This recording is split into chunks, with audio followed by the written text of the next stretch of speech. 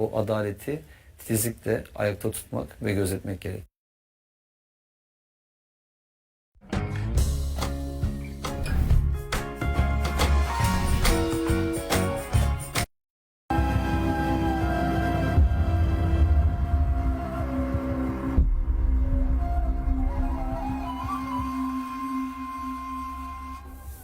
Aklımdaki sorular Ramazan programımızdan herkese hayırlı geceler diliyoruz sevgili izleyenler.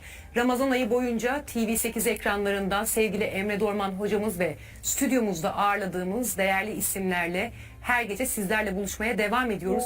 Bu gece de Profesör Doktor Caner Taslaman hocamız bizlerle birlikte olacak ve dini konularda en çok merak edilenleri konuşacağız. Değerli hocam hoş geldiniz. Hoş bulduk. Nasılsınız? İyiyiz, teşekkür ederiz. Siz nasılsınız? Sağ ol.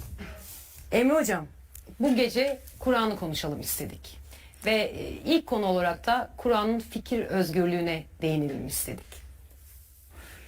Tabii Kur'an aslında yani İslam başlı başına insanı özgürleştirmek için vardır. Dolayısıyla Kur'an-ı Kerim'in insanı iman etme noktasına bile özgür bırakan ayetleri dikkate alındığında fikir özgürlüğüne karşı sessiz kalması düşünülemez.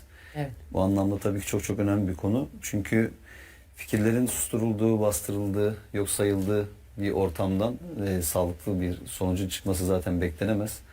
Allah da bizden gerçekten kendi özgür irademizle, içtenlikle, samimiyetle iman etmemizi ister ve fikirlerin de zenginlik olduğunu, o fikirlerin de gayet medeni bir şekilde insani çerçevede tartışılması gerektiğini öğretir. Yani ayetler bize doğrudan ve dolaylı olarak. Şimdi inşallah bunu konuştukça Konuşacağız. daha da açıklık kazanır. Evet, detaylı bir şekilde ayetlerle birlikte konuşacağız. Peki Caner hocam, Kur'an'ın anlattığı fikir özgürlüğüyle Müslüman dünyada fikir özgürlüğüne verilen değer arasında çok ciddi bir uçurum olduğunu görüyoruz değil mi? Evet, şu anda verilen, tarih boyunca verilen ve de önemli olan bizim için burada fıkıhta verilen diyelim.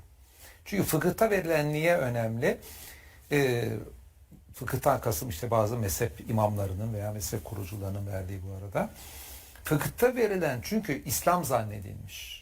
Mesela namaz kılmayanın öldürülmesi şeklinde bir görüş beyan edilince bu bizatihi İslam'ın hükmü olarak ifade edilmiş. Evet. Bir insan dinden dönerse öldürülmesi gerektiği söylenince bu İslam'ın hükmü olarak lanse edilmiş. Bugünkü Taliban'ın uygulamalarından işte geçmişteki işte IŞİD'in uygulamalarına kadar birçok yerde de bu fıkıhtan dolayı o uygulamalar yapıldı. Bu yüzden neyin İslam olup olmadığının özellikle fıkıhtaki yanlışların fikir özgürlüğü temelinde düzeltilmesi çok önemli. Şimdi birisi gelip de bana şöyle bir soru sorsa dese ki yani hani Kur'an'da olmayan İslam'da birçok şeyin uydurulduğunu söylüyorsunuz. Hani bu önemli başlıklar nedir derse ne bileyim mesela bir tanesi kadın, bir tanesi belki sanat meselesi olur ama çok önemli başlıklardan bir tanesi fikir özgürlüğü olur. Allah insanların bu dünyada hangi fikri benimserse benimsesinler bir baskı yapılmamasını istiyor. Ahirette kendisinin gerekli kimse gerekli hesabını söyleyecek. Ama insanlara fikirlerinden dolayı baskı yapılmasına ilgili en ufacık Kur'an'da açık bir kapı bile yok. Şimdi fakat tabi burada şunu da belirtmek lazım. Kur'an bu konuda çağını aşan izahlar koyuyor. Hani fıkıhtaki o izahların olma sebebi zaten tarih boyunca birçok siyasi iktidar kendi merkezi ideolojisine aykırı en ufacık bir fikrin beyanına bile hoşgörüyle bakmamış. Yani fıkıhçılar da hani İslam'a zarar vermek için belki de bunları uydurmamışlar. Belki de kendilerince İslam'ı korumak istediler. Veyahut da bir kısmı tabii siyasi iktidarlarını korumak için o hükümleri uydurdular. Ama Allah'ın verdiği bir özgürlüğü sanki kendileri yani Allah'tan daha çok dine sahip çıkıyormuş gibi bu konuda zorlamalar getirmeleri de elbette ki yanlış. Ama yani eski dönemdeki devletlere baktığına bakın yani herhangi bir devlet liderinin o dönemde eleştirilmesini bırakın onun fikirlerine katılmıyorum denmesi bile birçok yerde mümkün değildi. Evet. Yakın dönemdeki işte Mao, Çin'in Mao'suna gidelim veya Almanya'da işte Hitler dönemine gidelim. Yani bu yakın dönemde biz 20. yüzyılda da buna benzer izahları gördük ki tarih boyunca merkezi ideolojiyi bırakın muhalefeti benimsenmediğinin beyanı bile birçok ülkede, devlette, siyasi rejimde mümkün değildi. Evet. Şimdi bunu niye söylüyorum? Bununla beraber, bu yani tarihsel bu tabloyla beraber Kur'an'ın fikir özgürlüğü veren ayetlerini değerlendirirsek, burada Kur'an'ın nasıl çağını aşan ilkeleri olduğunu görebiliriz. Şimdi mesela buna tabii Kur'an ayetlerini okuyarak yapmakta fayda var. Buyurun. Kur'an'da diyor ki eğer Rabbin dileseydi yeryüzündekilerin hepsi topluca iman ederdi. O halde inansınlar diye insanları sen mi zorlayacaksın? Kur'an kimsenin bir inanca zorlanmamasını söylüyor. Çünkü Kur'an içine göre makbul olan şey özgür iradeyle insanların kabulü. Özgür iradeyle insanların kabulünü bırakmayıp siz onları zorlarsanız ne yaparsınız? Aslında bir tek münafıklar oluşturmuş olursunuz. Buna karşılık ne yapılmış? Bazıları bize fikir özgürlüğü var, isteyen Yahudi Hristiyan olabilir diyorlar ama ne yapmışlar? Dinden dönenin öldürülmesi gerektiği görüşü mezheplerin büyük bir çoğunluğu kabul etmiş. Mürtet deniyor ona, dinden Evet. dönenin öldürülmesine. Bunun yani kabul etmeyen çok az kimse olmuş. Şimdi bunda niye olduğunu da anlamak zor değil. Siyasi sistemler, mesela diyelim buradan birisi Müslümanken Hristiyan oluyor. Orada Hristiyan bir devlet var. Muhtemelen o rakip bir devlet. Oradaki adam Hristiyan dönse onun casusu olabilir diye düşünüyor. Veya toplum içinde bunun oluşturacağı düzensizlikle siyasi rejim başa çıkamam diye belki de düşünüyor. Büyük ihtimal buna benzer düzenle ilgili endişeler, casuslukla ilgili endişeler, mürtedin öldürülmesi izanın çok geniş coğrafyada, yani çok geniş olarak fıkıhçılar tarafından benimsenmesine götürülmüş. Fakat Kur'an'da şunu görüyoruz. Kur'an'da dinden dönenlerden, yani mürtetlerden bahsediliyor. Ama bunlara dini bir ceza öngörülmüyor. Mesela Bakara suresi 217. ayet alalım. Diyor ki sizden kim dininden dönerse, yani mürtet olursa ve kafir olarak ölürse, yani bir inkarcı olarak ölürse, onların yaptıkları işler dünyada da ahirette de boşa gider diyor. Yani sonuçta onların yaptıkları dünyada ahirette boşa gider, ahirette bunun bedelini öderler ayetin ifadesine göre. Ama siz dünyada işte bunu yakalayın, öldürün, ceza verin şeklinde bir şey söylenmiyor. Yani o zaman zaten böyle olduğu zaman hocam Allah'ın açtığı tövbe kapısında kul olarak kul kapatmış oluyor. Yani. Aynen dediğin gibi.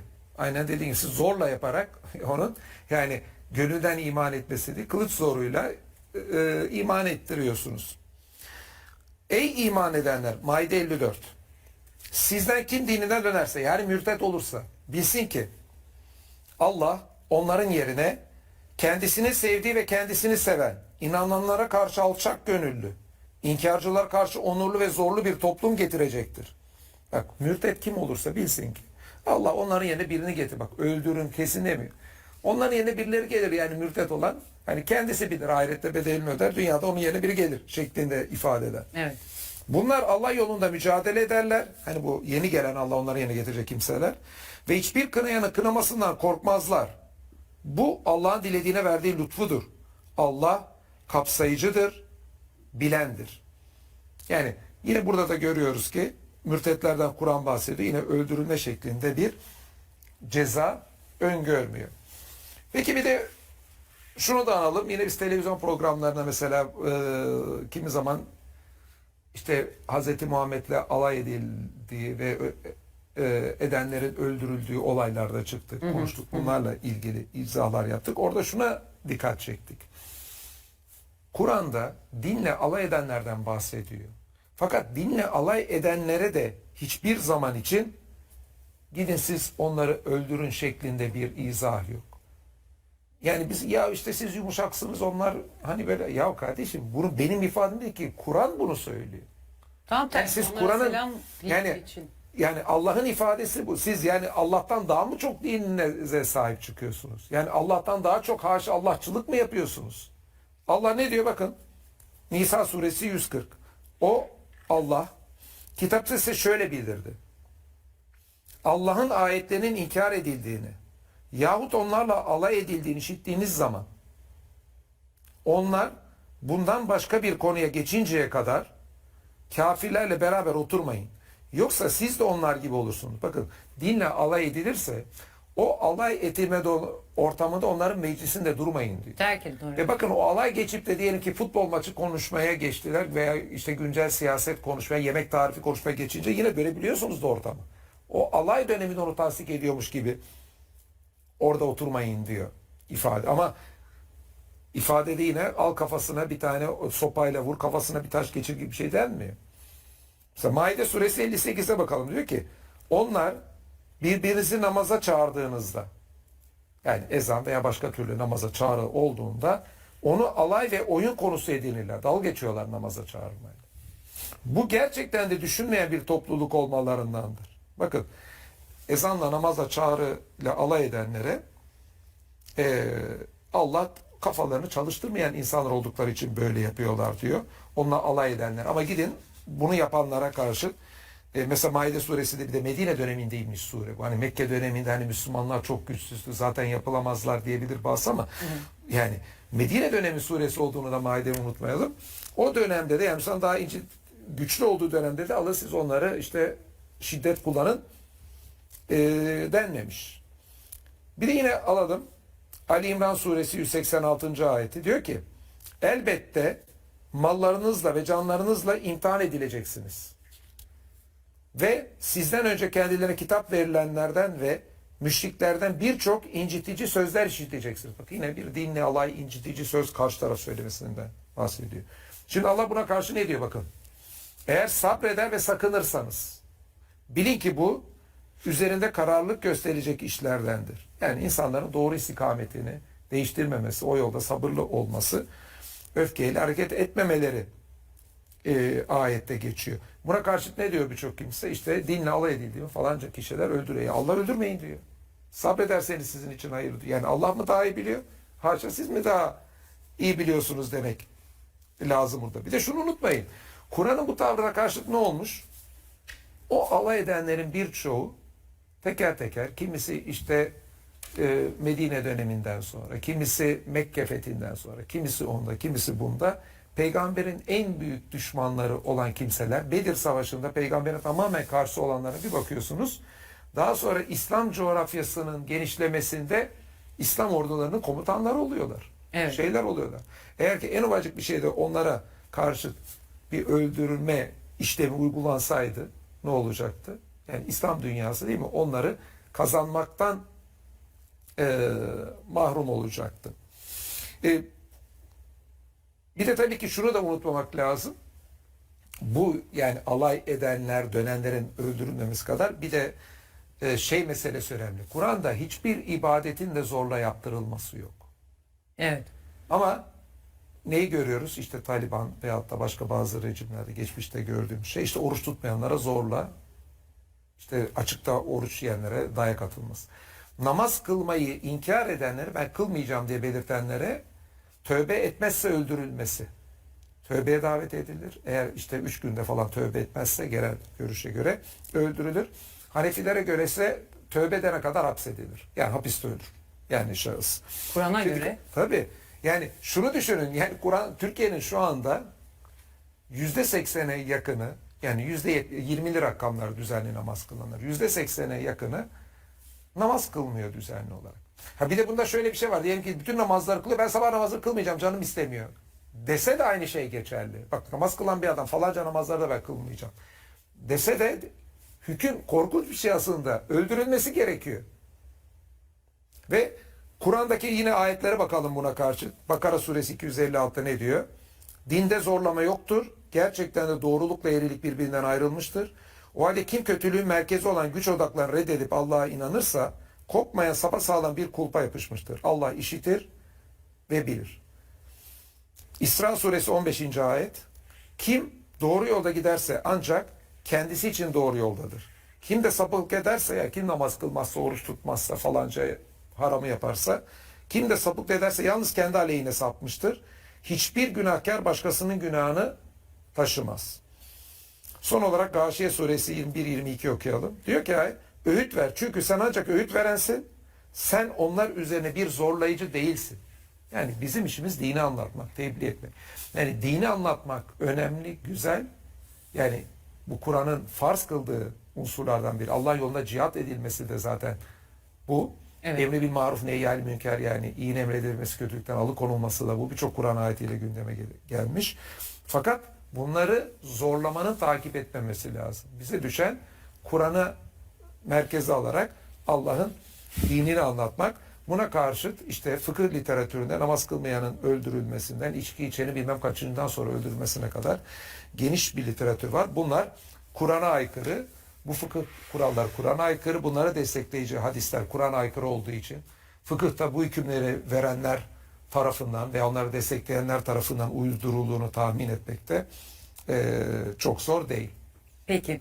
Şimdi Emre Hocam Kur'an'ın anlattığı fikir özgürlüğünden bahsediyoruz. Caner Hocam söyledi.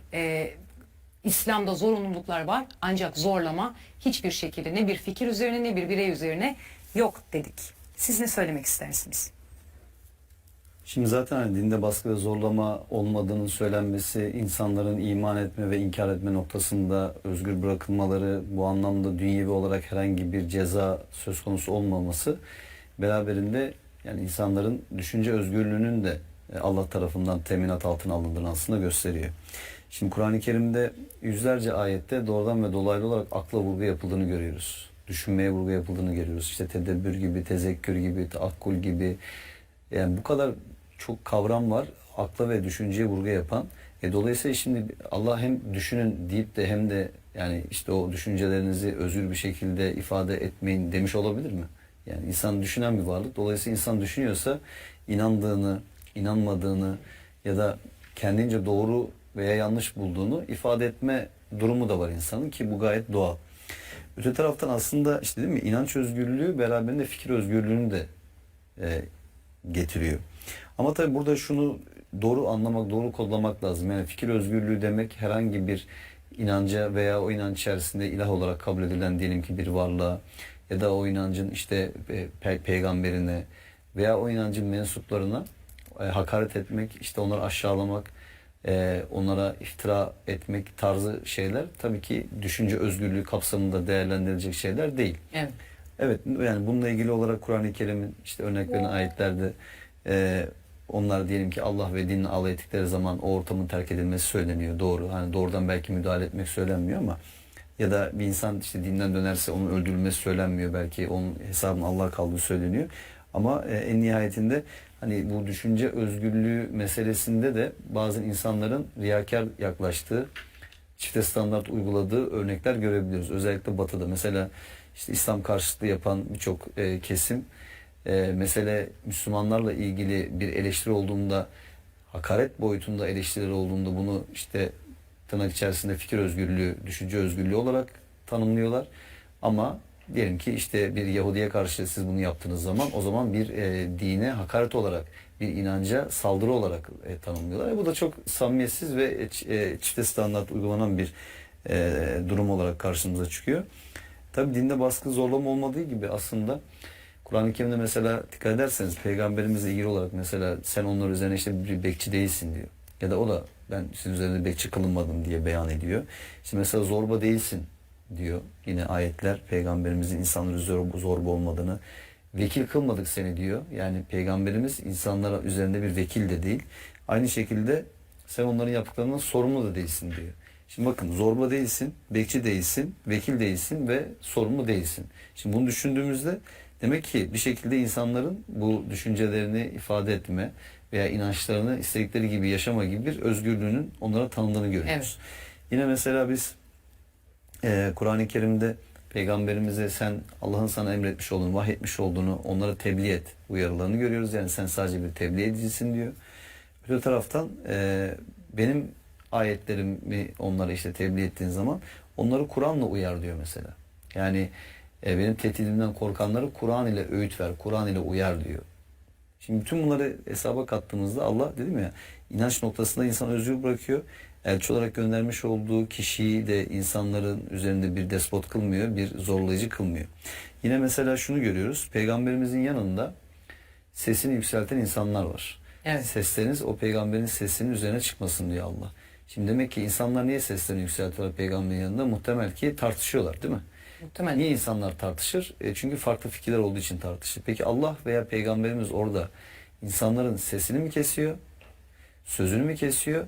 yoksa sesinin tonunu ayarlamasını mı istiyor? Bakın Allah insanların sözüne müdahale etmiyor. Farklı fikirlerine müdahale etmiyor. Allah diyor ki sadece orada sesinizi ölçülü kılın. Yani bağıra çağıra konuşmayın çünkü işte seslerin en kötüsü eşeklerin sesidir diye de orada bir örnek vererek bunu anlatmaya çalışıyor. Yani aslında Allah şunu söylüyor. Eğer bir şeyi yükseltecekseniz bu sözünüz olsun. Tamam, farklı fikir olabilir. Bunu ifade edebilirsin ve bunu doğru bir şekilde, medeni bir şekilde ifade et. Öte taraftan tabi aslında bu konuyla ilişkili olarak bence en önemli ayetlerden bir tanesi de ayeti örnek verildi, okundu. Hani Yunus suresinin 99. ayeti, yani Rabbin dileseydi yeryüzündekilerin hepsi elbette iman ederdi. Şimdi sen onlara inanmaları için zorlayacak mısın? Ayeti okundu. Bununla yine ilişkili olarak bakın Şuara suresinin 3 ve 4. ayetleri var. Orada da deniyor ki onlar iman etmiyorlar diye neredeyse kendini yazık edeceksin. Dilesek üzerlerine gökten bir ayet, yani bir mucize indiririz de ona boyunları eğik kalır, bükük kalır. Yani Allah şunu söylüyor. Biz dilemiş olsaydık ya da dilesek onlara gökten öyle bir ayet indiririz ki, öyle bir delil indiririz ki zaten onları iman etmekten başka bir seçeneği kalmaz. Yani demek ki Allah bunu dilememiş. Fikir özgürlüğüyle ilişkilendirilebilecek önemli ayetlerden bir diğeri de Zümer suresinin 18. ayeti. O da diyor ki onlar her sözü dinlerler, yani inananlar özellikleri sayılırken en güzelini uyarlar. İşte onlar Allah'ın doğru yola ulaştırdığı kimselerdir. Derin akıl sahibi de işte onlardır diyor. Şimdi sözü dinlemek ve en güzeline uymak. Buradan ne sonuç çıkartabiliriz?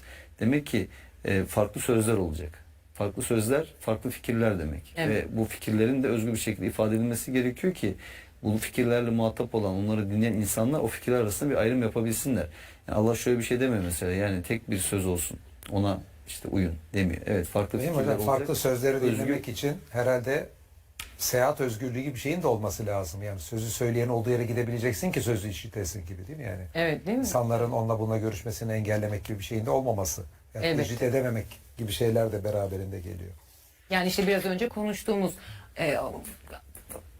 sana uygun değilse fikirleri orayı terk et. Ancak konu değiştiği zaman tekrar bir araya gelebilirsin. Yani orada sana uygun, yani fikirlerin sana uygun olmamasıyla ilgili bir terk etme yoktu. Orada Allah'la ve dinle alay edilme konusu var. Yani o bir Müslümanın tahammül edeceği bir şey değil. Yani hani o rıza göstereceği bir şey değil.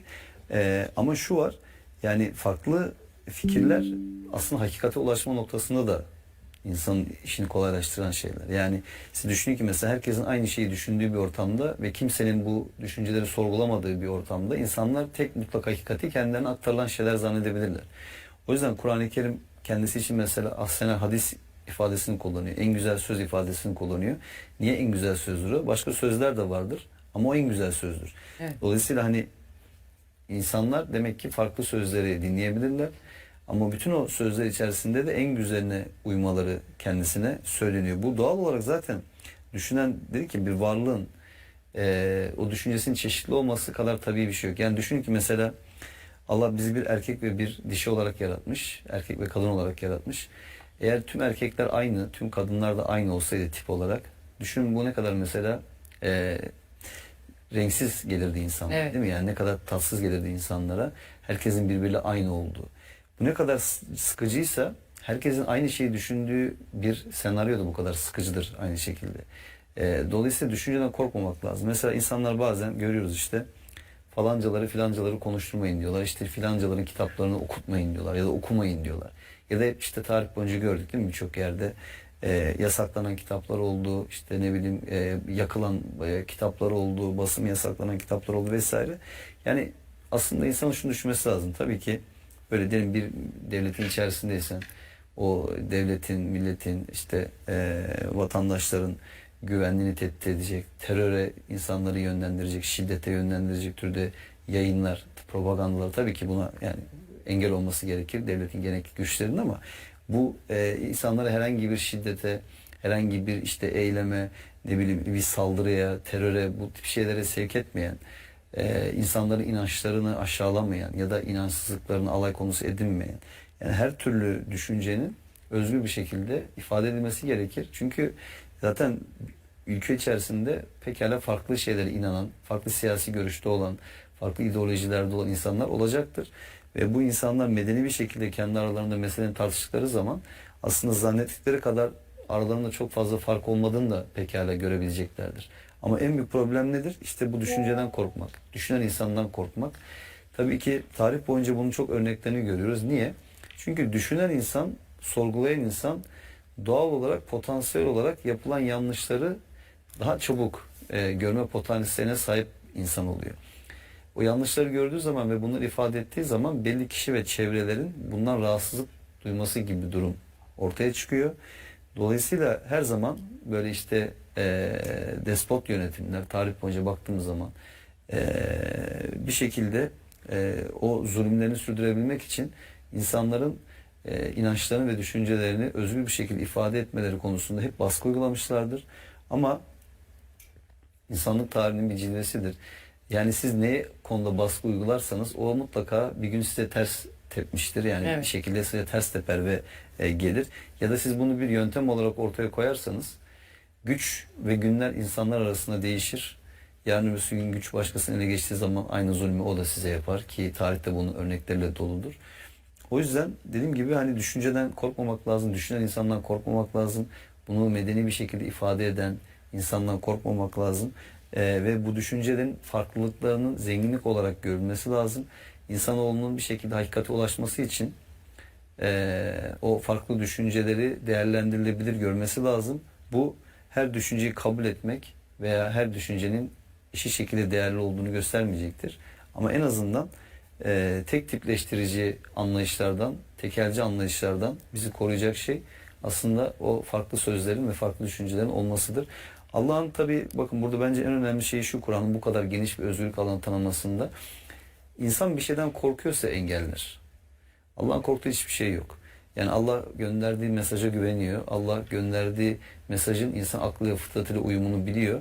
Dolayısıyla bunun üzerine düşünmeye veya insanların serbest düşünmesini engelleyeceği bir durum yok. Ama sizin korktuğunuz, çekindiğiniz bir şey varsa, sizin size tehdit olarak dönebileceğini düşündüğünüz veya size zarar verebileceğini düşündüğünüz bir durum söz konusuysa siz bir şeyler üzerinde baskı kurmaya çalışırsınız. Bir şeyleri yasaklamaya ve ortadan kaldırmaya çalışırsınız.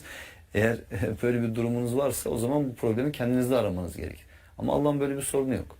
Allah gönderdiği mesajın dediğim gibi zaten insan sözü olmasının mümkün olmayacağı ve hiçbir insan topluluğunun bunu bir araya gelse de yazamayacağından çok son derece emin olduğu için, çünkü kaynak zaten Allah'ın bizatihi kendisi.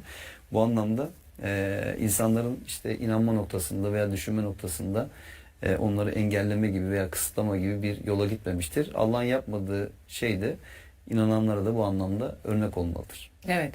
Mesela Kur'an'da geçen istişare ayetleri, istişare yapmanın ne kadar övüldüğünü gördüğümüz ayetler ya da devlet yönetiminde liyakat dediğimiz onunla alakalı olan ayetlerde fikir özgürlüğünün aslında bu çeşitliliğin insanı doyuran bir şey olduğunu, Hı. dolayısıyla bu çeşitliliğe bizim de kapsayıcı yaklaşmamız gerektiğini görüyoruz. Peki hazır devlet yönetimi demişken hocam, Kur'an'da nasıl bir devlet yönetimi öngörülmektedir? Şimdi Kur'an'ın devlet yönetimiyle ilgili bir model vermediğini söylemem lazım.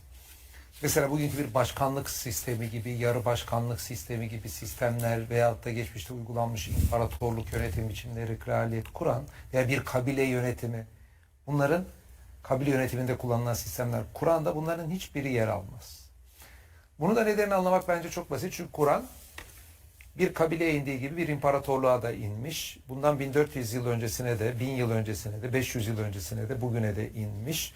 Soğuk coğrafyalara indiği gibi sıcaklara da inmiş. Ondan sonra bugünkü modern teknolojinin olduğu dönemlere indiği gibi geçmiş dönemlere de inmiş. Bu kadar farklı çağ, bu kadar farklı bölge, bu kadar farklı iklimde birbirine tamamen aynı tip yönetimlerin olması mümkün değil, değil mi? Siz yani birkaç bin kişilik bir kabile yönetimiyle bilmem kaç milyonluk imparatorluğu aynı şekilde yönetemeniz. Eğer ki Kur'an'ın verdiği herkes için geçerli ilkeler dışında Kur'an yönetim modeli verseydi, bir başkanlık gibi veya bir krallık gibi, o zaman tarihin değişmesiyle, devrin değişmesiyle, nüfusun değişmesiyle onu yenileyemezdiniz, değil mi? O donardı, şey olurdu. Yani Allah tarihteki farklılıkları bildiği için yönetimin nasıl olacağının inşasını insanlara bırakmış. Akıllı yönetim kurarsanız yani sizin lehiniz olur.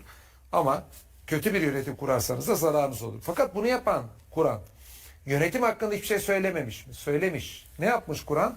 Yönetimin nasıl olacağının detaylı şemasını vermemiş ama her yönetim için, yani küçük kabileden büyük imparatorluğa, her yönetim için geçerli ilkeleri koymuş. Evet. Nedir o ilkeler? Mesela bir tanesi adalet ilkesi. Kur'an'da da adalet ilkesinin yakınları, çünkü insanlara çok yakınlardan dolayı veya birisi zengin olduğundan, öbürü fakir olduğuna dolayı, işine gelecek şekilde baktığından dolayı adalet ilkesini en çok ihlal etmişlerdir. Kur'an adalet ilkesini birçok ayette defalarca tekrarlayarak ortaya koyuyor ve yakınların aleyhine bile olsa gerekirse kararların verilmesini söylüyor ki bu dediğim gibi her devlette uygulanması gerektiği bir ilke. Diğer Kur'an'dan çıkartabileceğimiz bir devlet yönetim ilkesi merhamet. Yine Kur'an peygamberimizde güzel bir örnek olduğunu söylüyor. Ve güzel bir örnek olduğunu söylediğimiz peygamberin de etrafındakilere karşı nasıl yumuşak davrandığının da örneğini veriyor. Yani sen yumuşak davranırsan onlar istismar ederler. İşte onlara gerekli sertlikte ol falan demiyor Allah. Evet. Yumuşak davranmasını özellikle övüyor veyahut da onu önceliyor. Ali İmran suresi 159. ayet diyor ki Allah'ın rahmeti sayesinde onlara karşı yumuşak davrandın. Eğer kaba, katı yürekli olsaydın onlar senin etrafından dağılıp giderlerdi. Artık sen onları affet. Onlar için bağışlanma dile. Sonra danışma geliyor. Onu bir sonraki başlıkta söyleyeceğimiz için. İş konusunda onlara danış diyor. Bunu bir sonraki başlıkta belirteceğim. Böyle devam ediyor. Ve hatta yine Araf suresi 199. ayette diyor ki sen af yolunu tut, uygun olanı emret ve cahillerden yüz çevir. Yani bir yönetimde merhametin önemli bir ilke olması lazım ama o merhametin nasıl uygulanacağı dönem, çağ ve insanlara göre elbette ki bir değişiklik gösterebilir. Yine Kur'an ister kabul ed isteyen imparatorlukta olun, uygulanmasını gerekli kıldığı bir ilke danışma ilkesi. Bakın Hazreti Muhammed'i bile burada Kur'an istisna tutmuyor. Demek ki ayette okuduk. Ali İmran 159. Orada danışacak kimse kim? Hazreti Muhammed. Yani vahiy ile desteklenen Hazreti Muhammed. Vahiy nasıl olsun diye danışmıyor. Ama Hazreti Muhammed'in vahiy dışında da toplumu örgütlemek gibi bir görevi var. Vahiy dışında geri kalan konular söz konusu olunca orada bile ben seni birini seçtik sen kafana göre yap demiyor Allah. Onları danışarak eylemde bulun diyor Ali İmran 159'unda. İş konusunda onlara danış diyor. Yani Hazreti Muhammed bile etrafındakilere danışması gerekiyorsa Evet. ben danışmadan kafama göre iş yaparım diye ne bir cumhurbaşkanı, ne bir başbakan, ne bir kral, ne bir imparatorun böyle bir şey söyleme hakkı yoktur. Şura suresi 38'de de yine danışmayla ilgili ifade var. Onlar Rablerinin davetine uyarlar ve namazı kılarlar. Onlar aralarındaki işleri danışarak hallederler. Değil mi? Evet. Allah burada Müslümanların özellikleri, iyi bir özellikler olarak danışarak işlerini halletmelerini söylüyor. Şimdi yine önemli unsurlardan birer imparatorlukta siz bir emanet veriyorsanız onu ehline yapabilecek olmaya vermesinden bir sağlık bakanı mı yapacaksınız? Veyahut da işte bir dışişleri mi, ordu mu yönetecek, devlet planlama mı veya daha basit toplumlarda daha basit organizasyonların bir parçasındaki bir görev mi? Tamam. Kimse onun ehli onu ver. Bu benim hemşerimdir, o benim işte kardeşimdir, ondan maddi menfaatim var demeyeceksin. Emaneti ehline vereceksin. Çünkü niye? Nisa suresi 58'de şöyle deniyor. Gerçekten de Allah size emanetleri ehil olanlara vermenizi ve insanlar arasında hükmettiğinizde adaletle hükmetmenizi emrediyor. Allah size ne kadar güzel öğüt veriyor. Doğrusu Allah işitendir, görendir. Yani bu konuda da ne yapıyorsanız Allah işitip görüyor yani emaneti Evet. eline vermezseniz. Burada Diye- şunu da görüyoruz hocam. Ehil olanın dili, dini, ırkı fark etmiyor. İşte ehil olması yeterli. Tabii ki. Dil ve ırk ayrımı yapmamakta. Kur'an'da yine belirtilen hususlardan birisi. Bunu da önemsiyorum. Niye? Çünkü tarih boyunca birçok kimse diğer insanlara dilinden ve ırkından dolayı ayrım yapmış. Bu işte diyelim ki falanca milletten diye ayrım yapmış. Bu zencidir, bu sarı ırktır, şudur budur diye baştan onun yeteneklerine, onun gönlüne, onun aklına bakılmadan dil ve ırka mensup olmak üzerinden ayrıma tabi tutulmuş. Oysa Kur'an'da Rum suresi 22. ayette şöyle deniyor. Onun delillerinden biri de gökleri ve yeri yaratması, dillerinizin ve renklerinizin farklı olmasıdır. Gerçekten de bunda bilenler için dersler vardır. Kur'an farklı dilleri ve renklerin olmasını, ırkların olmasını bir çeşitlilik olarak kabul ediyor. Yani insanlara karşı ayrım yapmak için unsurlar değil. Özellikle bir yönetim inşa edenler değil. Çünkü sizin yönettiğiniz yerde farklı diller olabilir, farklı ırkta insanlar olabilir. Onları işte aşağılamamanız, onları ezmemeniz gerektiği için bu ayet bence bir delil hükmünde. Ondan sonra yine Kur'an'da geçen şeylerden bir tanesi ayrıştırıcı değil, uzlaştırıcı olmak. Yani ayrıştırıcı olmak kolay. Milleti birbirine düşürmek, araya fitne sokmak, etmek. Değil mi? Evet.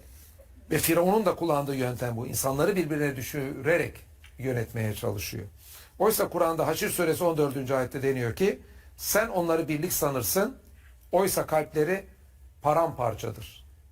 Bu şüphesiz onların akıl etmeyen bir topluluk olmalarından dolayıdır. Yani Kur'an'a göre paramparça olmak akılsızlık işi. Mümkün olan birliği savunmak, onun için de ne gerekiyorsa yani o çabanın o birlik için ortaya konmaması. Yine son bir ilke daha benim Kur'an'dan çıkardığım söyleyebilirim. Elbette bundan başka da Kur'an'dan çıkartacak yönetimle ilgili ilkeler vardır. Birçok yönetimi mahveden unsurlardan bir tanesi rüşvet. Gerçi o rüşvet beraberinde işin ehline verilmemesini, insanların parasının çalınmasını, çarçur edilmesini de İçeriyor. beraberinden getiriyor. Ama Kur'an özellikle de rüşvet verilmeye karşı da bir ifade içeriyor. Bakara suresi 188. ayette birbirinizin mallarını haksızlıkla yemeyin. İnsanların mallarından bir kısmını bile bile günaha girerek yemek için, yani başkasının malına el koymak veya bir şekilde ondan faydalanmak için haksız şekilde karar vericilere rüşvet vermeyin. Değil mi? Kimse karar verici, o hakim de olabilir veyahut da insanların atadığı bir ne bileyim bilir kişi olabilir, o olabilir, bu olabilir. Yani sonuçta karar vericiye rüşvet verip de başkasına haksızlık yapmayın diye de Kur'an ayeti olması önemli. Siz hangi tip yönetimi yaparsanız yapın bu ilkeleri göz ardı edemezsiniz ama kendi çağınıza göre bir yönetim şeklini de belirleyebilirsiniz. Evet. Yani aslında bir toplumun bir arada kalabilmesi, adil bir şekilde yönetilebilmesi için gerekli olan unsurları saydık. Elbette ki Kur'an devam ediyor hocam. Devlet yönetimiyle ilgili konuşmaya. Şimdi bir kere Kur'an-ı Kerim yani bir devlet yönetim şeklindense ilkelerinden bahsediyor. Evet. Yani bence önce bunu bir kodlamak lazım. Ve şu da çok önemli. Yani Kur'an-ı Kerim baktığımız zaman biz mesela bir İslam devleti veya bir din devleti şeklinde bir vurgu görmüyoruz. Ama o ilkelere baktığımız zaman o ilkelerden hareketle bir adalet devleti veya bir insanlık devleti modeli görüyoruz. Dolayısıyla işte aslında devlet dediğimiz şey de bir işte diyelim ki sınırlar içerisinde o devletin vatandaşı olan insanlara karşı onların neye inandığına, inanmadığına, işte görüşlerin ne olduğuna bakılmaksızın aslında hukukun karşısında özellikle ve toplumsal işte gelir dağılımı başta olmak üzere toplumsal adaletin ve sosyal imkanların, insanca yaşama imkanlarının sağlanması noktasında vatandaşların eşit davranma durumunda olan bir sistemi anlamamız gerekiyor. Evet. Dolayısıyla hani aslında devlet kalıcı, işte o devleti yönetmeye aday olan siyasiler aslında geçici, bu şekilde görülmeli.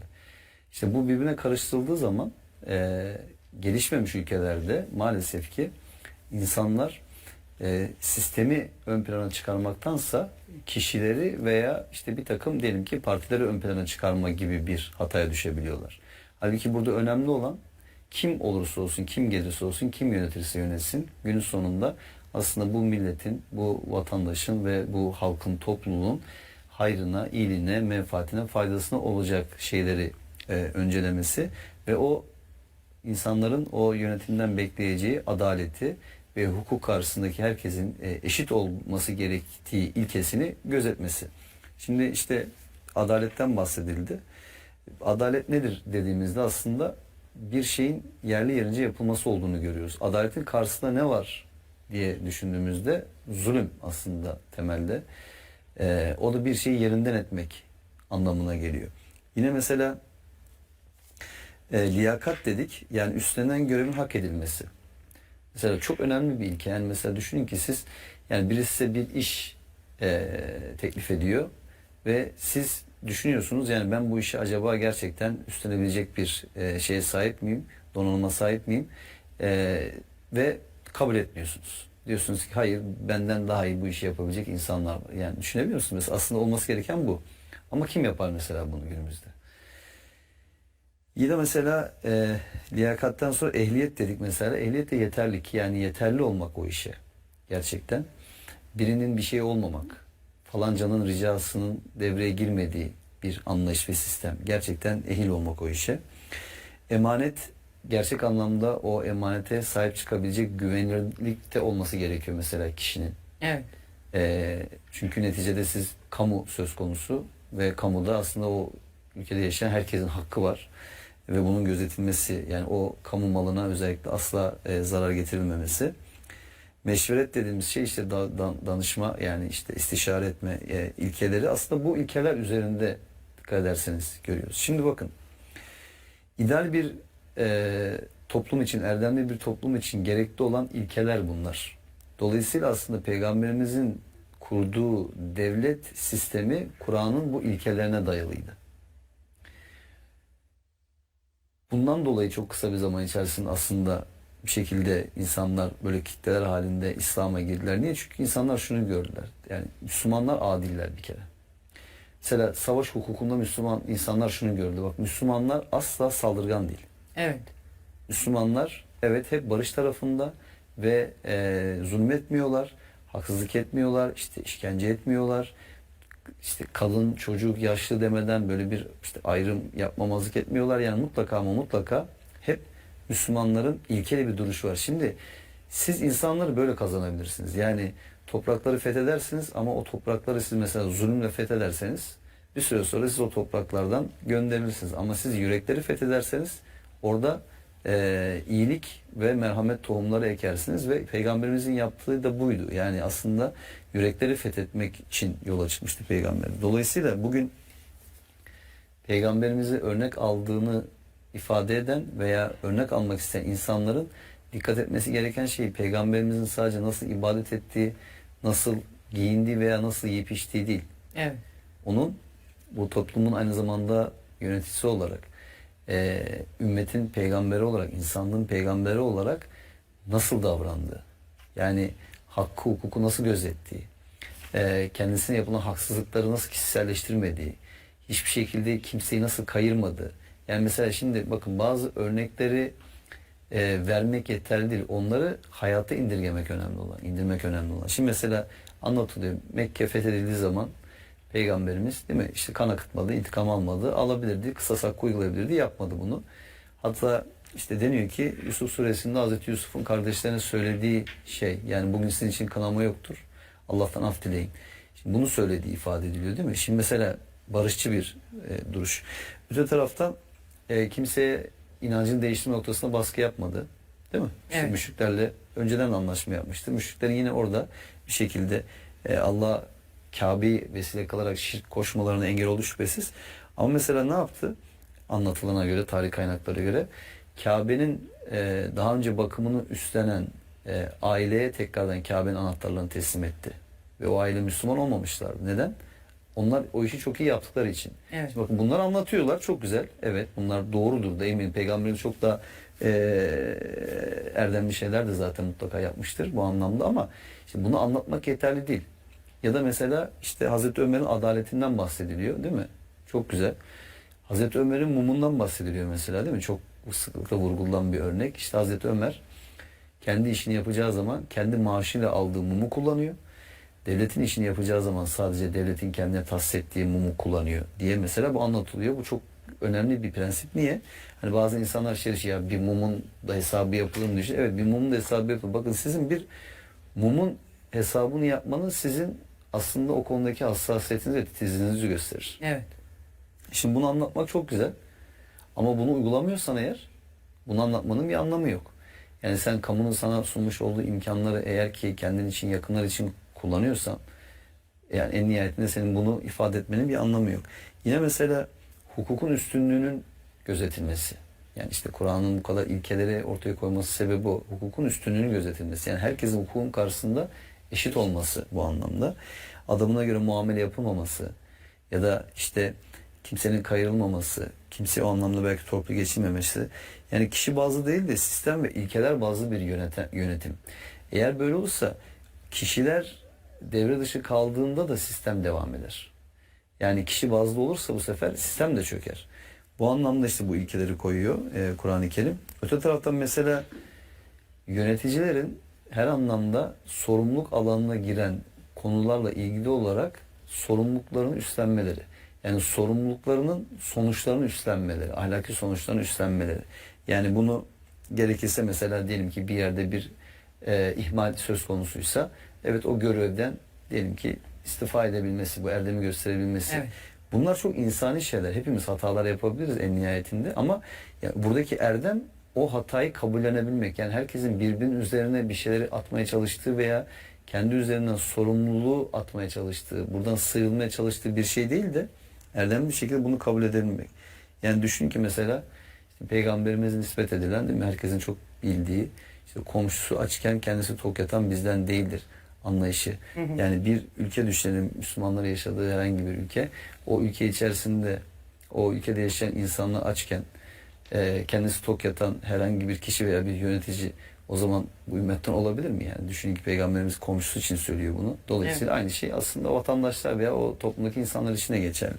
Yani bu açıdan düşündüğümüz şey bu adil gelir dağılımının sağlanması, insanlara insanca yaşayabilecekleri asgari standartların oluşturulabilmesi. İşte sosyal devlet aslında böyle oluyor. Yani işte kişinin neye inandığına, hangi siyasi görüşten olduğuna bakılmaksızın. Yani bugün görüyoruz ki maalesef birçok çevreler bunu yapıyorlar. Belediyelerin de bir kısmı belki bunu yapıyor. Yani hangi görüşteyse o görüşteki insanlara belki aylık bağlıyorlar ya da işte o insanlara belki sadece yardım yapıyorlar. Halbuki Kur'an bunu söylemiyor. Yani burada insanın neye inandığına, neye inanmadığına, hangi görüşte olduğuna bakılmazsın. İhtiyaç esasına dayalı olmalı yapılacak işler ve yardımlar. Şimdi bütün bunlar beraberinde ne getiriyor? Eğer siz Kur'an'ın bu temel ilkelerini esas alarak bir sistem kuruyorsanız, bu ilkelere dayalı bir yönetim oluşturuyorsanız Allah da o oluşturduğunuz yönetimi destekliyor. Sizi yükseltiyor, yüceltiyor. Ama siz ne zaman ki bu ilkelerden ödün veriyorsunuz, ödün vermeye başlıyorsunuz veya bu ilkelerden kopuyorsunuz, ayrılıyorsunuz. O aslında beraberinde sizin sonunuzu getiriyor. Tabii sadece sizin sonunuzu getirmekle kalmıyor yani işte değil mi? O toplumun sonunu götürüyor. Evet. Çünkü bir şekilde toplumda yozlaşma ortaya çıkıyor. Bu tarih boyunca hep olmuş. Yeni bir şey değil. Hep de olacak muhtemelen. Ama işte bunun önüne geçebilecek tek şey nedir? İyi eğitimli, iyi donanımlı, ahlaklı, erdemli insanların yönetimlere gelmesi ve bu insanların bir şekilde toplumu iyi ve güzel olan şeylere yönlendirmesi ve toplumu bir şekilde dönüştürmesi. Hani Kur'an-ı Kerim'de görüyoruz işte Allah siz kendinizi değiştirmedikçe Allah sizi değiştirmeyecektir veya siz toplum olarak kendinizi dönüştürmedikçe Allah sizi dönüştürmeyecektir. Evet. İlkeleri de burada çok önemli. Niye? Çünkü herkesin her şeyden şikayet ettiği ama hiç kimsenin o olumsuzlukları ortadan kaldırmak üzere aksiyon almadığı, hiç kimsenin elini taşın altına koymadığı bir sistemde sizin yapacağınız şikayetin bir anlamı yok, bir karşılığı da yok. Bu açıdan önce bizim kendimize dönmemiz yani birey olarak. Şimdi bazen şu da var mesela herkes mesela sistemi de eleştirebiliyor. Herkes mesela yöneticileri de eleştirebiliyor. Tabii ki eleştirilmesi gereken yer varsa eleştirilsin. Bunda bir problem yok. Takdir edilmesi gereken yerlerde takdir edilsin. Bu da insani ve olması gereken bir şey. Ama sen kendine dönüp bir bak bakalım. Yani sen önce kendi bireysel hayatında mesela ticaretle uğraşıyorsan ticarete ne kadar dürüstsün, ne kadar ahlaklısın, ne kadar namuslusun. Ya da sen mesela işte insanlara verdiğin sözü gerçekten tutuyor musun? Vaatlerini gerçekleştiriyor musun mesela değil mi? Yani insanın ya da topluma karşı görevlerini yerine getiriyor musun mesela? Atıyorum çevreyi temiz tutuyor musun? Ya da işte atıyorum aracını mesela diyelim ki trafikte kullanırken düzgün kullanıyor musun? Yani bütün bunlar beraberinde ne getiriyor? Sıraya geçiyor musun mesela sen? Değil mi? Yani bir yerde bir sıraya geçilmesi gerekiyor. Sıraya geçiyor musun? Yani insanların haklarına saygı gösteriyor musun? Riayet ediyor musun? İnsanların bir de dönüp bunu da dikkat alması lazım. Şimdi her şeyi de işte atıyorum yöneticilerden beklemek veya her şeyi de devletten beklemek değil burada esas olan şey. Yani devlet dediği şey biziz zaten yani insanlar, toplumu oluşturan insanlar. O yüzden önce bizim kendimizi düzeltmemiz gerekiyor ki bir şekilde diğer insanlara da örnek olabilelim. Yani bu birbirini de tamamlayan ve destekleyen unsurlar aslında ve birbiriyle bu şekilde etkileşimde olan unsurlar. O yüzden hani Kur'an'ın bu yönetim ilkeleri belki böyle çok sınırlı veya böyle hani basit gibi gelebilir insanlara ama emin olun hani o kadar temel ilkeler ki bir yönetimin, bir devletin, bir sistemin ayakta duracağı, omurgasını oluşturacağı böyle ayakları aslında bunlar. Yani bunlardan hangisini çekerseniz mutlaka orada bir kusur, bir noksanlık, eksilme olacaktır. Birini bozduğunuz zaman emin olun diğer bütün ilkeler de aslında bundan etkilenecektir ve bu şekilde erdemli bir toplum oluşturmak, adil bir yönetim oluşturmak, hakka hukuka riayet eden bir yönetim oluşturmak zaten imkansız hale gelecektir. Yani Allah insanlara çeşitli emanetler verir. Bu bazen yaptığınız işle ilgili bir emanet de olabilir, bir ülkeyi yönetmek de olabilir. Bu emanetleri nasıl gözettiğinize bakar ve bununla sizi sınar. Allah bazen güç verir, bazen işte bununla sınar sizi, bazen zenginlik verir, bununla sınar sizi.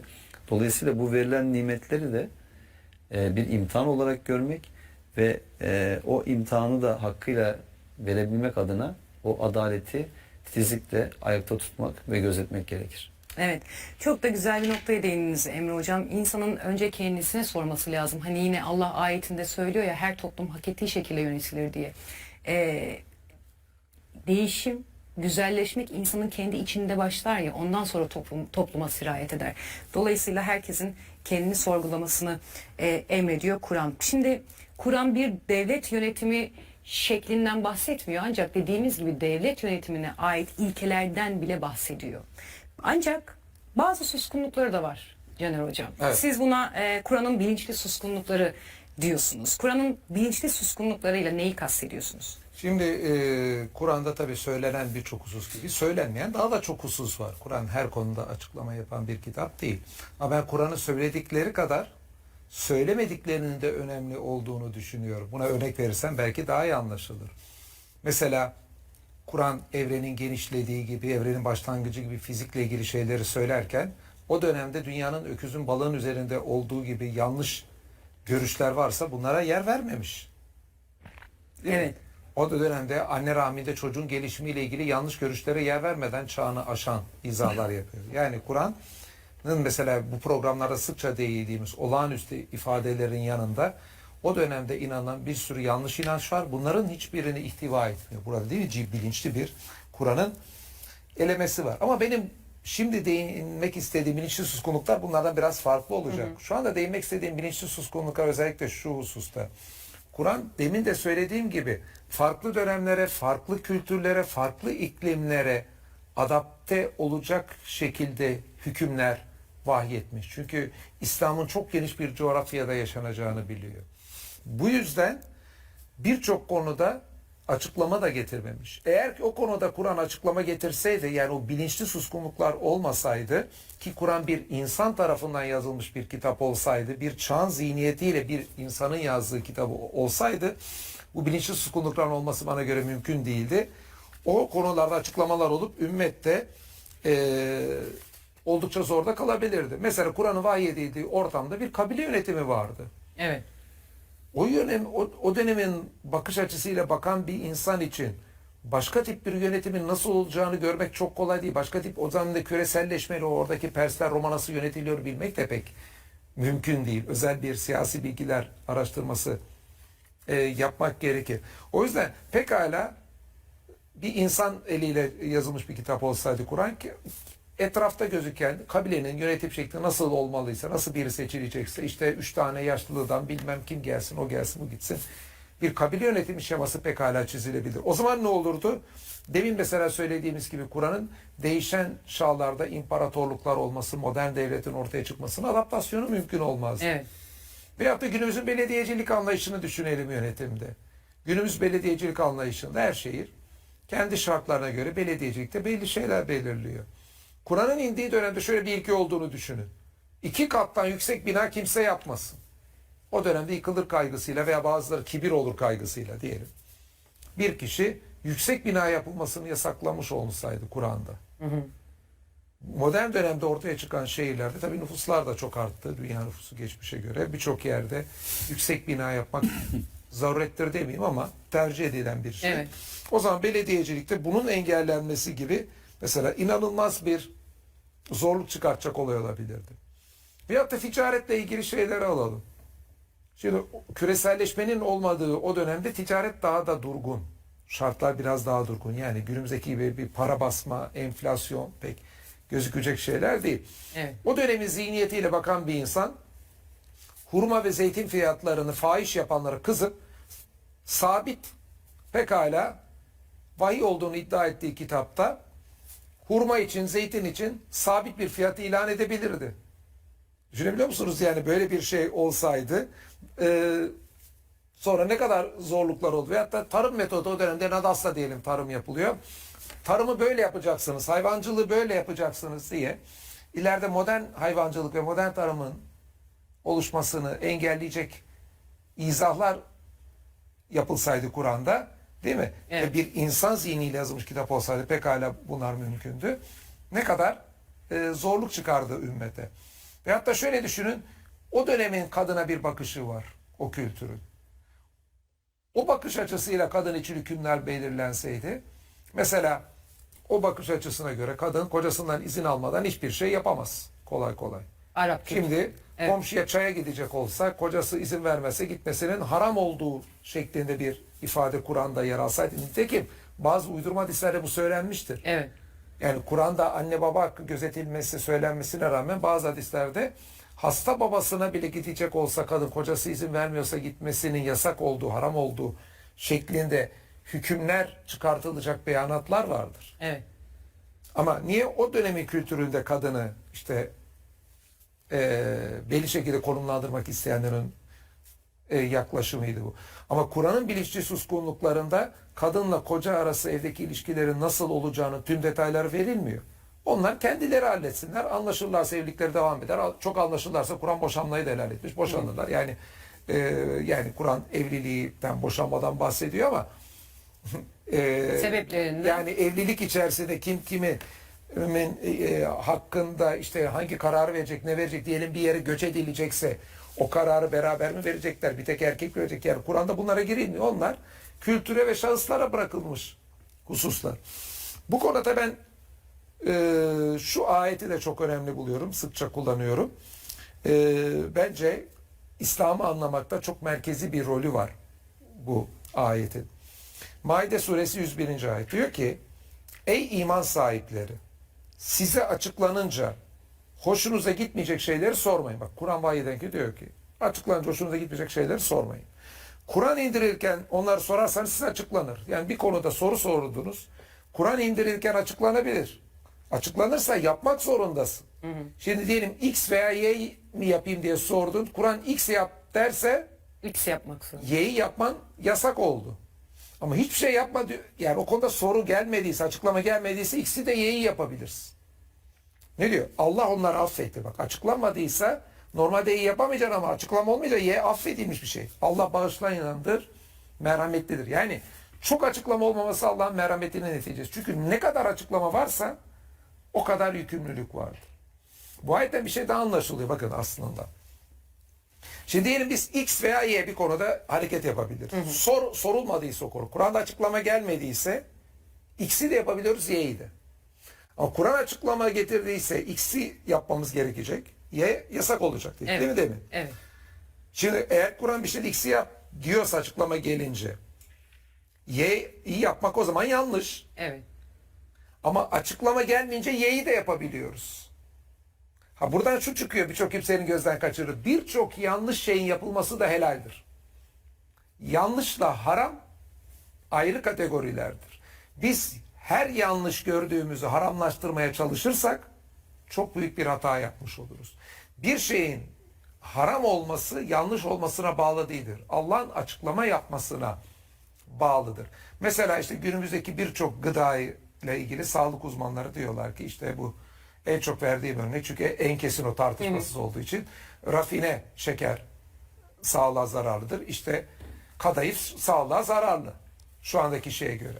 Yani bilim otoritelerine göre kadayıf yemek yanlış bir şey çünkü içinde rafine şeker var. Ama haram diyebiliyor muyuz? Diyemiyoruz. Bu yüzden bir şeyin haram olduğunu göstermek için onu yapmanın yanlış, mantıksız olduğunu göstermeniz yetmez. Çünkü Kur'an her yanlışı, mantıksızlığı yasaklamaz. Her yanlış, mantıksızlığı yasaklamak da mantıksız bir şeydir. Niye? Çünkü insanın bir özgürlük alanı da olmalı. Evet. Çünkü her doğru şeyi yapmak bile bir yükümlülüktür. Mesela beslenmede falan bir düşünebiliyor musunuz? Biz mesela şu anda sadece yenilmesi doğru olan şeyleri yemeye kalksak belki yemek menümüz %20'sini yenir. Bu ciddi bir zorluktur, ciddi bir dikkat Gerektirir. Evet. bir zorluk da gerektirir. Buradaki şey ne? Kur'an'da açıklanan haramlar haramdır. Kur'an'da açıklanmayan konularda biz aklımızı kullanıp hareket edeceğiz. Yanlış hareket edersek dişlerimizi çürütürüz rafine şeker yemekle. Yani birçok hastalığa yakalanırız. Ama sonuçta haram olmaz. Kur'an'ın unuttuğu hususlar yoktur. Bunu bir kere daha tekrar edeyim. Kur'an'ın bilinçli suskunlukları vardır. Evet. Eğer ki Allah bir şey haram etmediyse o unuttuğu için değil, Kur'an'ın bilinçli suskunluklarından dolayıdır. Biz orada aklımızı kullanarak hareket edeceğiz. Yine de yanlışa düşersek kendimiz bedelini ödeyeceğimizi de unutmamamız lazım. Evet, her zaman. Yani rafine şeker evet sağlıksız. Ancak Kur'an'ın şöyle de bir uyarısı var. Verdiğim nimetlerin iyilerinden ve güzellerinden yiyin diyor Allah, ama elbette ki haram kılmıyor. Dolayısıyla haram diyemeyiz. Emre Hocam, siz neler söylemek istersiniz Kur'an'ın bilinçli suskunluklarıyla ilgili? Şimdi tabii bu konuyla ilgili en önemli ayet zaten okundu, Maide suresi 101. ayet. Onu destekleyen bir ayet de En'am suresinin 38. ayetini burada ekleyebiliriz. Diyor ki biz kitapta hiçbir şey eksik bırakmadık. Onlar sonunda Rableri önünde toplanıp bir araya getirilirler. Yani Allah işte açıklandığı zaman hoşunuza gitmeyecek şeyleri sormayın diyor. Aynı zamanda şunu da söylüyor. Yani biz bu kitapta zaten bir şey eksik bırakmadık. Dolayısıyla sizin zaten soracağınız veya sorduğunuz soruların cevabı zaten bu kitapta var. Bu beraberinde tabii neyi de getiriyor? Kur'an vahyinin tamamlanmasından sonra artık demek ki dinle ilgili yapılacak açıklamalar da bitmiştir. Allah açıklama yapmıştır. Peki insanlar ne yapabilirler? Allah'ın açıklamasını aktarabilirler. Yani dolayısıyla din konuda konuşulurken o konuşulan şeylerin doğruluğu ve geçerliliği ancak Allah'ın kitabına uygun olduğu oranda söz konusu olabilir. Yani Evet. bu ayet bence bunu da hatırlatıyor bize. Yine mesela Nebe suresi 28-29. ayetleri de ayetlerimizi yalanlayabildikleri kadar yalanlıyorlardı. Oysa biz her şeyi yazıp kaydetmiştik diye de mesela burada bir hatırlatma yapıyor Allah. Tabii şimdi bir de şunu anlamak lazım. Yani Allah mesela kelime sıkıntısı çekiyor değil. Ya da Allah unutkan da değil. Bunu görüyoruz mesela işte Rabbin aslında unutkan değildir diyor Meryem suresinin 64. ayetinde. Ya da mesela işte bakalım Lokman suresi 27. ayet diyor ki eğer yeryüzündeki ağaçlar kalem olsa ve deniz arkasına 7 deniz daha katılarak kullanılsa yine de Allah'ın kelimeleri tükenmez. Allah üstündür, azizdir, bilgedir, hakimdir. Şimdi bakın yine Kehf suresi 10. ayet diyor ki Rabbimin kelimeleri için deniz mürekkep olsa Rabbimin kelimeleri tükenmeden önce deniz mutlaka biter. Bir o kadarını daha getirirsen yine yetmez. Demek ki Allah'ın kelimeyle ilgili bir sıkıntısı yok. Yani bir şey açıklamak istiyorsa bununla ilgili bir problemi yok. Kur'an-ı Kerim'in bir hacim problemi de yok. Yani Kur'an-ı Kerim işte 6236 tane ayet diyelim Allah vahyetmiş. Yani bu 10.000 ayette olabilirdi, 20.000 ayette olabilirdi, hatta 60.000 ayette olabilirdi. Yani Allah eğer ki daha fazla şey açıklamak isteseydi bunları mutlaka gönderirdi. Öte taraftan tabii aslında kıyamete kadar geçerli olacak bir kitap olduğu için bu bilinçli suskunlukların olmasının hikmetini de anlıyorsunuz. Çünkü her döneme, her çağa uyarlanabilir bir yapısının olması gerekiyor. Evet. Allah mesela işte diyor ki Allah sizin için işte atlar, erkekler vesaire yaratmıştır. Daha sizin bilemeyeceğiniz neler yaratır diyor yani. Binekler yaratmıştır. Daha bilemeyeceğiniz neler yaratır. Mesela Allah kalktı mesela bir liste verse sadece şunları Allah yaratacaktır diye farklı ulaşım araçları çıktığında mesela Kur'an bunu unutmuş mu diyecektik. Allah bunu unutmuş mu diyecektik karşı. Dolayısıyla Allah sadece orada bir gönderme yapıyor. Artık o gönderme üzerinden işte Allah'ın neler yarattığını zaten görüyoruz burada. İnsana verdiği akılla, o teknolojiyle vesaireyle. Ya da mesela işte Allah besile atlar hazırlanıyor mesela değil mi? Savaşla ilgili olarak. Mesela bu ne demek? Yani savaşa hazırlık yapın. O dönemin şartlarında besile atlarla insanlar savaşta galip gelmeleri daha olası. Şimdi mesela Allah şöyle bir şey deseydi. Savaşa çıkacağınız zaman savaşa atla çıkmak size farz kılındı dese mesela. Şimdi günümüz şartlarında düşünsenize mesela ne olabilirdi?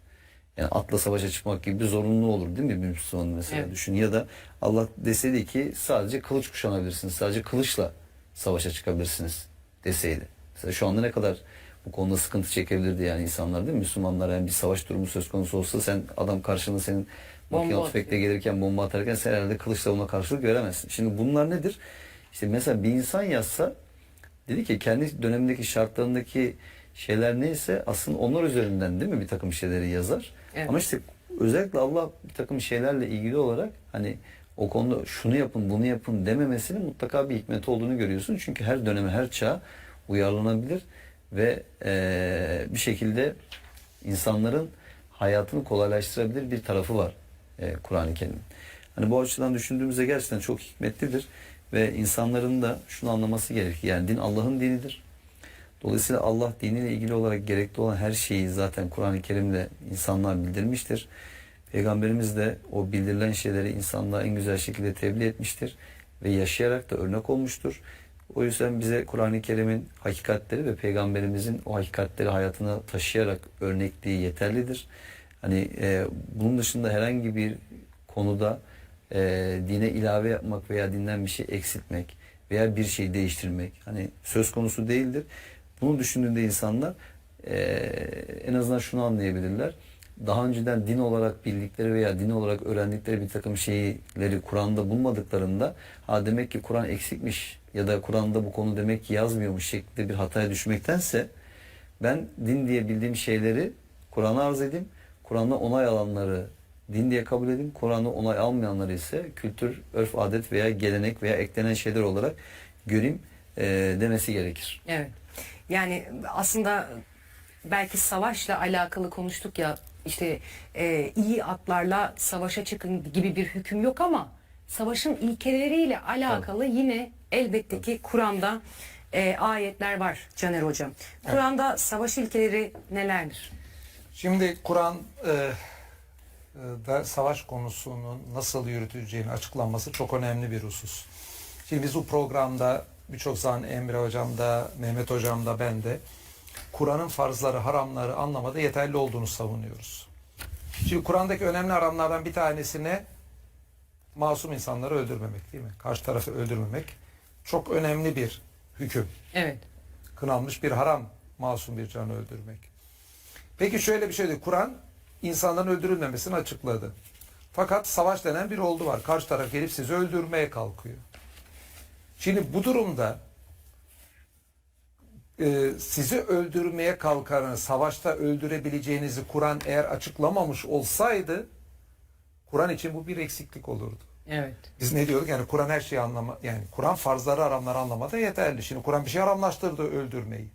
Karşı taraf bizi öldürmesine rağmen ben Kur'an haram etti, ben bunu öldüremem deseydi Kur'an sanki mutlak bir pasifizmi savunuyor gibi olurdu. Mutlak pasifizm ise bence ahlaki açıdan bile kabul edilebilecek bir şey değil. Niye? Çünkü siz mutlak pasifizm olunca sadece barışçı iyi olmuyorsunuz. Karşı taraf çocukları, masumları öldürecek. Buna karşı cesaretinizi kullanıp ortaya da çıkmıyorsunuz. Yani aslında pasifizm hiç öyle her zaman övülecek bir şey değil. Yani Kur'an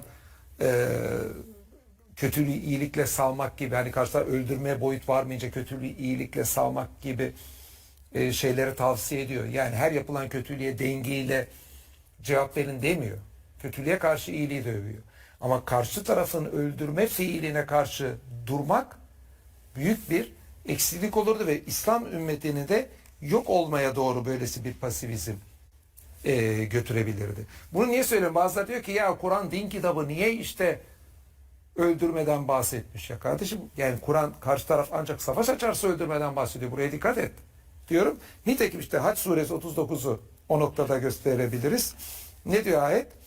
Kendilerine zulmedilmesi dolayısıyla onlara karşı savaş açılanlara savaşma izni verildi. Bak, savaş açılanlara savaşma izni verildi. Şüphesiz Allah onlara yardım etmeye güç yetirendir. Yani karşı taraf savaş açınca Müslümanların savaştığı Kur'an ayetiyle de sabittir. Evet. Siyer kaynakları, ilk dönem kaynaklarda zaten Peygamberimizin karşı taraf bunu yok etmeye onları kalktığı için savaştıklarını göstermektedir. Burada tabii çok günümüzdeki işte ateistlerin veyahut da İslam düşmanlarının, Hristiyan misyonerlerin istismar ettiği bir ayet oldu. Onu belki açıklamakta fayda olacaktır. Tabii burada şu ilkeyi de söylememiz lazım. Yani Kur'an ayetiyle ilgili bir eleştiri getirirken öncesiyle sonrasıyla okumak lazım. Her metindeki her ifadeyi olduğu gibi Tövbe suresi 5. ayette işte müşrikleri öldürme, yani putperestleri öldürmeyle ilgili ifade geçerken bak Kur'an işte karşı fikirde olanları öldürmeyi söylüyor gibi kullanabiliyorlar. Kullanıyorlar. Hala kullanıyorlar. Kullandılar. Oysa ayetin öncesini sonrasını kendini zorlamadan basitçe okusalar ki çeviriden okuyunca bile anlaşılıyor. Bunun karşı taraf müşrik olduğu için değil, o dönemde Müslümanları öldürmeye kalkanlar olduğu için, anlaşmayı bozanlar olduğu için olduğunu anlarlardı. Önce istismar edilen ayetin o kısmını okuyayım. Tövbe suresi 5'te diyor ki, haram aylar çıkınca o müşrikleri bulduğunuz yerde öldürün. Onları tutuklayın, kuşatın ve onların bütün geçit yerlerini kesip tutun. Fakat neyi görüyoruz bundan önceki ayetlere baksak, daha Tövbe suresinin 1. ayetine baksak, bu müşriklerden kendi illeriyle anlaşma imzaladıklarınıza Allah'tan ve elçisinden kesin bir uyarıdır. Devamındaki ayetlerde de görüyoruz ki bu karşı taraf müşrik Müslümanlarla bir anlaşma imzalamış. Buradan şunu da görüyoruz. Bakın müşriklerle bile anlaşma imzalanabilir. Yani Müslümanın öteki olduğu için anlaşma imzalayamayacağı, diyaloğa giremeyeceği, kaçınması gerektiği kimse yok. Müşrik bile peygamber, yani peygamberin aklı %100 olmasına rağmen anlaşma imzalamış. Kısacası hem oradaki el müşrikin takısından, yani bu belirli müşrikler olduğunu beyan eden takıdan, hem önceki ayetlerden buradakilerin müşrikler olduğu için öldürüldüğü değil, anlaşmayı bozdukları için öldürmeye kalktıkları belli.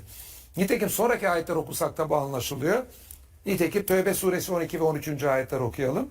Diyor ki, ve eğer anlaşmalardan sonra yine yeminlerini bozarlarsa ve dininizi hınç besleyip saldırırlarsa, bu durumda kafirlerin önderleriyle çarpışın. Çünkü onlar yeminleri olmayan kimselerdir. Belki cayarlar. Yeminlerini bozan, elçi yurdundan sürmeye çabalayan ve sizinle savaşı başlatan bir topluluk ile savaşmaz mısınız? Bak yani Savaşı başlattı. sizi toprağından çıkardı. Elçiyle savaşıyor, sizle savaşıyor. Ya bu toplulukla savaşmaz mısınız? Korkuyor musunuz onlardan? Eğer inanıyorsanız kendisinden korkmanıza Allah daha layıktır. Yani bu tamamen karşı taraf anlaşma bozuyor ve Müslümanları öldürmeye kalkmasıyla ilgili oldu. Hem önceki hem sonraki ayetlerden belli. Yine şimdi günümüzdeki, benim tabi bu konudaki makalelerim de var. Günümüzde savaş etiği, savaş ahlakı, felsefede etik ahlak bir konudur. Savaş etiği bunun bir alt dalı olarak tartışılır. Hatta bazı dünyada sırf bu konuda da makale yayınlayan dergiler de var. Şimdi savaş etiğiyle ilgili günümüzde demin söylediğim husus savaşın nasıl başlatılacağıyla alakalı. Çok önemli bir tartışma. Kur'an Evet. karşı taraf savaşı başlatmazsa başlatmayın diyor. Fakat diğer savaş etiğiyle ilgili tartışmalarda önemli hususlardan biri savaşın nasıl sürdürüleceği. Jus in bello. Yani karşı taraf haksızsa ben savaşta her şeyi yapabilir miyim? Karşı tarafı ezip geçebilir miyim? Diye de bir düşünce var. Yeter ki ben haklı başlayayım savaşı. Şimdi Kur'an bunun da önünü kesiyor. Yani ahlak felsefesi çok önemli. O jus in bello, savaşı nasıl sürdüreceği tartışması da bir şey söylemesi de önemli. Bakara suresi 190'da diyor ki Kur'an, sizinle savaşanlara karşı Allah yolunda savaşın. Bak, karşı taraf savaştığı için. Ancak aşırı gitmeyin. Elbette Allah aşırı gidenleri sevmez. Şimdi Müslümanlar peygamberin döneminde haklılar. Haklı oldukları kesin işte. Ama ona rağmen savaşta aşırı gitmeyin deniyor. Yine Bakara suresi 193'e bakalım. Diyor ki fitne kalmayınca kadar onlarla savaşın.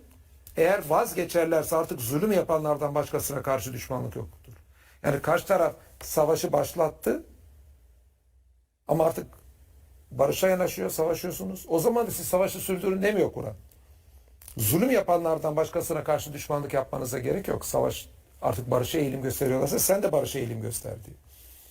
Enfal suresi 61'de bu şekilde diyor ki eğer onlar barışa eğilim gösterirlerse sen de ona eğilim göster ve Allah'a güven şeklinde geçiyor. Yani Kur'an savaşın başlaması ile ilgili ilkeyi de koyuyor. Savaşın nasıl sürdürüldüğünde aşırı gitmeyin diye de bir prensip koyuyor. Ayrıca karşı taraf haksız, savaşa başlamış, savaşı durdurmak istiyorsa siz de barıştan yana olun diye savaşın sonlandırılmasıyla da ilgili bir yaklaşımı. Burada son olarak benim önemli bulduğum bir hususu söyleyeyim. Demin de gördük. Bir dakika var galiba. Bir dakikada Evet. bitirmeye çalışacağım. Kur'an anlaşmalara önem veriyor. Ve Müslümanlar demin gördüğümüz gibi putperestlerle bile anlaşma yapıyorlar Kur'an'a göre. Yani anlaşma putperest bile olsa ona bağlı kalma çok önemli bir prensip. Niye? Çünkü günümüzde uluslararası ilişkiler anlaşma yapmak üzerinden yürüyor Evet. birçok zaman. Kur'an'da anlaşma yapmanın ve öteki her kim olursa olsun onunla anlaşma yapılabileceğinin belirtilmesi bence modern siyasal bilimlerle ilgilenenler için çok dikkat edilmesi gerekli bir husus diyeyim. Peki. Burada bitireyim kısaca. Çok teşekkür ediyorum. Yani İslam bir... Ha, merak edenler de Neden Müslümanım kitabından bunun detaylarını okuyabilirler. Kur'an Öğrenebilirler, getirdiği. okuyabilirler. Evet. Çok teşekkür ediyorum hocam. Emre hocam çok teşekkür ediyoruz. Çok güzel konuları konuştuk. Teşekkür ederim. İslam bir barış ve esenlik yurduna giriştir aslında. Dolayısıyla ayetlerle de bu söylemi desteklemiş olduk. İslam insanı öldüren değil, yaşatan bir dindir. Bunları konuşmuş olduk. Çok teşekkür ediyorum. Teşekkür ederim. Sevgili izleyenler, bu gece de bize ayrılan sürenin sonuna geldik. Yarın tekrar görüşmek dileğiyle.